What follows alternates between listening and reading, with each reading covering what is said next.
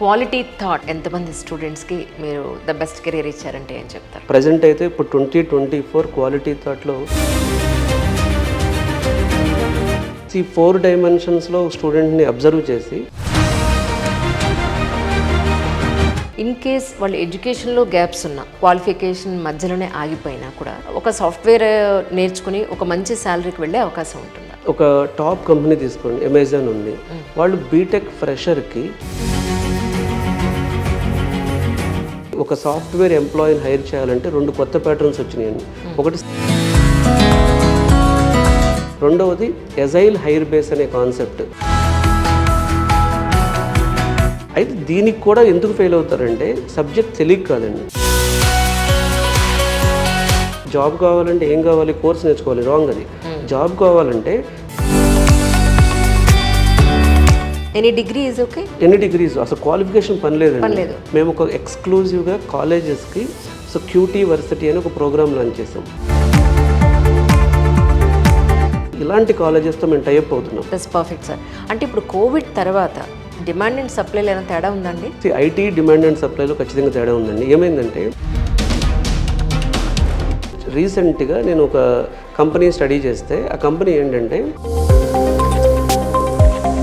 Robotics, AI, mechanical. ఎక్కడికి వెళ్ళిపోతుంది sir ప్రపంచం? దానికి ఫండింగ్ ఎంత వచ్చిందంటే, సో ఏఐ వలన మళ్ళీ ఇండస్ట్రీకి ల్యాక్స్ ఆఫ్ సాఫ్ట్వేర్ ఇంజనీర్స్ అవసరం పడతారు. నేను కాలేజెస్కి వెళ్ళి ఒక్కొక్క ఈ స్ట్రీమ్లో ఎవరున్నారని అంటే మేడం అది ఎప్పుడో క్లోజ్ చేస్తామంటే ఎవరు రావట్లేదండి అంటే ఐ వాజ్ లిటిలీ షాక్. నిజమా? అసలు నిజంగా యూజ్ అయ్యేది ఎవరు పట్టించుకోవట్లేదే అనిపించింది. ఇప్పుడు చాలామంది మా దగ్గరికి వచ్చి కోడింగ్ లేకుండా ఐటీ జాబ్ ఎలా కొట్టాలని అడుగుతారు.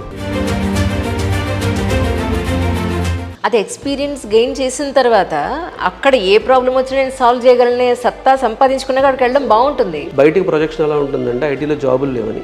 అసలు జరుగుతుంది ఏంటంటే,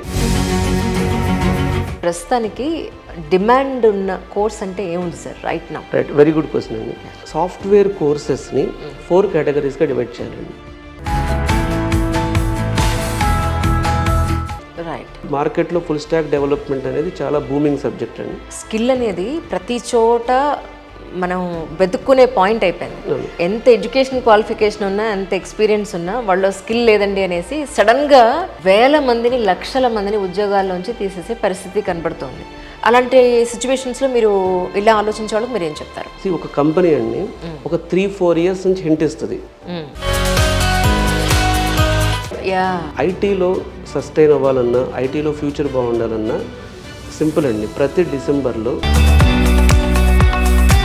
నా దగ్గర చాలా డల్ స్టూడెంట్స్ ఇవాళ 50 లక్షల ప్యాకేజ్లో కూడా ఉన్నారు.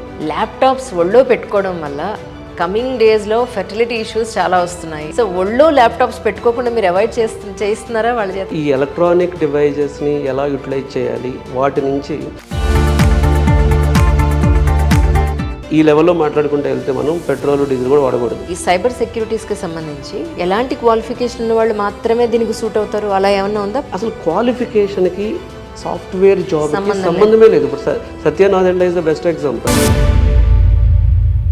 ఎవరైనా కూడా డిగ్రీ కంప్లీట్ అయిన వాళ్ళు ఇది సైబర్ సెక్యూరిటీస్ నేర్చుకోవచ్చు అని మనం అనుకుంటే వీళ్ళకి ఎక్కడెక్కడ ప్లేస్మెంట్స్ ఉంటాయంటారు?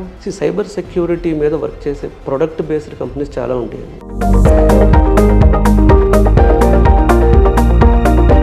ఇవి ఎమర్జింగ్ టెక్నాలజీస్, వీటికి ఫ్యూచర్లో ఎక్కువ జాబ్స్ ఉంటాయి. .NETలో కాంపిటీషన్ ఎలా ఉంది సార్? అంటే రిక్వైర్మెంట్స్ ఎలా ఉన్నాయి? అసలు .NETకి 1000 జాబ్స్ ఉంటే నేర్చుకునే వాళ్ళు 100 ఉన్నారు. అయ్యో, డిమాండ్ ఉంది కానీ సప్లై లేదు. అరే, పెద్ద విషయం ఏంటంటే అడ్వాన్స్డ్ టెక్నాలజీస్ అంటే ప్రస్తుతానికి అందుబాటులో ఉన్నవంటే ఏం చెప్తారు? జనరేటివ్ AI ఉంది, IoT ఉంది, ఎమర్జింగ్ టెక్నాలజీస్ అంటారు వీటిని. కంపెనీస్ మీరు టైఅప్ అయి ఉంటారు, వాళ్ళ డిమాండ్ ఏంటి అనేది మీకు తెలుస్తుంది కాబట్టి దానికి తగ్గట్టుగా మీరు ఇక్కడ వెళ్ళి ట్రైన్అప్ చేస్తూ ఉంటారు. ఒక 200+ కంపెనీస్తో టైఅప్లో ఉన్నామండి. ఒకటి బయోటెక్నాలజీ చేసే వాళ్ళకి ఈ కోర్స్ చేస్తే మంచిది అనేది ఏమన్నా ఉందా? అలాగే BBA, MBA స్కిల్ ఉన్న వాళ్ళు ఐటీలో బిజినెస్ అనలిస్ట్ అని ఉంటుంది. పర్ఫెక్ట్. బయోటెక్నాలజీ సైడ్ వచ్చి టెక్నాలజీ రెవల్యూషన్లో మీకే ఒక సాఫ్ట్వేర్ కంపెనీ ఉంది యాక్చువల్గా. ఎవరైతే ఫ్రెషర్స్ వాళ్ళ ఎక్స్పీరియన్స్ కోసం ఒక చోట చేయాలి, కొంత నాలెడ్జ్ తెలుసుకోవాలి, సో మీరే ఒక అవకాశం ఇచ్చే ఛాన్స్ ఉందా? మా ఐటీ కంపెనీ అనేది మా దగ్గర 100 పీపుల్ వర్క్ చేస్తున్నారు.